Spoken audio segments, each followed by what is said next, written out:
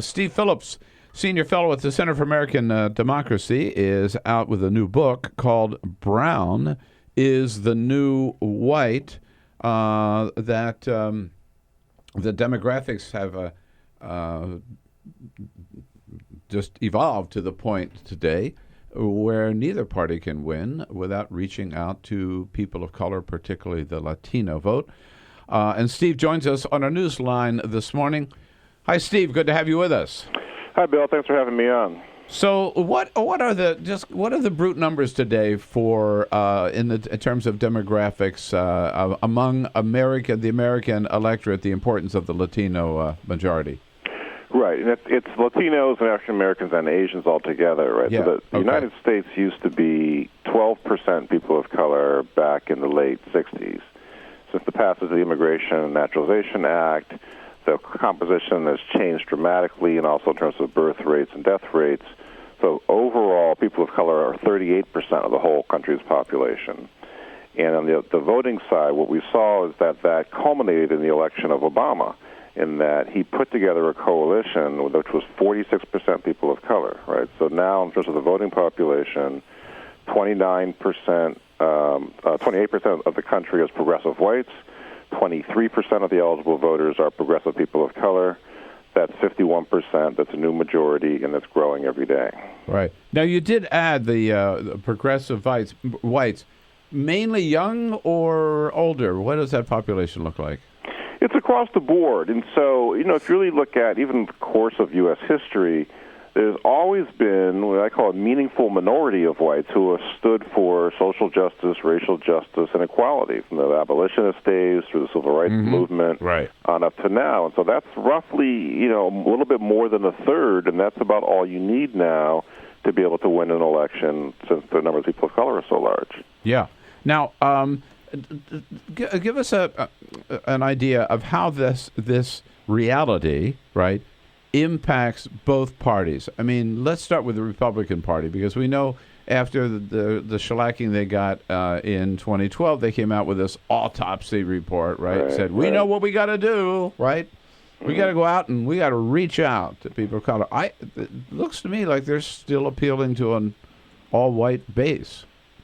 Yeah, well, that's what's fascinating about this election, because that very much was the realization they had. In a lot of ways, that autopsy was sharper and more insightful than the many people in the Democratic Party had. Absolutely, yeah. And so, but then you get Donald Trump, who comes in, and he's totally upsetting the setup. He doesn't care about that direction. He just wants to promote himself in a short-term fashion, and he's totally scrambled the equation on their side. And among Democrats, is there a stepped-up outreach to people of color? Well, that's the big question, and that's the big concern. Really, frankly, that's what drove me to write the book, is that I thought that it was just accepted knowledge now that was the Obama formula. One would think. Right. And you increase turnout, and then people that we actually win. But that's not internalized wisdom yet in the Democratic Party. There's a lot of people thinking, well, that was a one-off. We have to still keep chasing the conservative white vote. And that's really alarming. And I think that we're at risk of wasting a lot of money doing that. And more importantly, we're going to lose unless we mobilize the Obama coalition. So I'm not trying to get you in trouble here with this question, but is Bernie Sanders right that we need a political revolution inside the Democratic Party? We do need a political revolution, but I think both of the candidates need to do more and do better in terms of embracing the communities of color.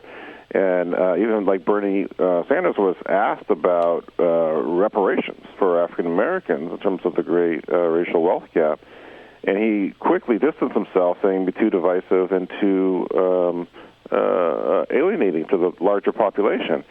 And so here's somebody running as a socialist. That's apparently okay, but he can't bring himself yet to embrace reparations. So I think there's work to be done on both sides of the Democratic debate right now to be more enthusiastic, more and for instance, who are they going to choose as their vice presidential candidate? That's going to be send a strong signal about where they stand on these issues. Well, at one time I was the Democratic chair of California, and we always struggled with the Latino vote because, we reached out to it. I ran several voter registration drives in East Los Angeles, but it was always a community that was hesitant and kind of tended to vote Republican, right? And then Pete Wilson gave us the gift of Prop 187. And then the Latino community really came alive. Right. Yeah, and now we've had great leaders, from the community, starting with the man who replaced me, Art Torres, as Democratic chair. But so how many states now are majority-minority?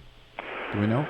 In terms of majority-minority, I think it's about 5, right? Hawaii, California, Texas, New Mexico, especially those for the actual majority-minority. But when you add in the progressive white population, we actually then, that new American majority, as I refer to it in the book, comes to 34 states across the country. So, wow. Yeah.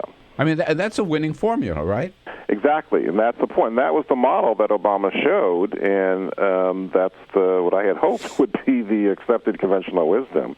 But unfortunately, it's not taken hold as deeply as it should have. And you find that true even of the Hillary Clinton campaign, which of either campaign you would think would have adopted this model and run with it.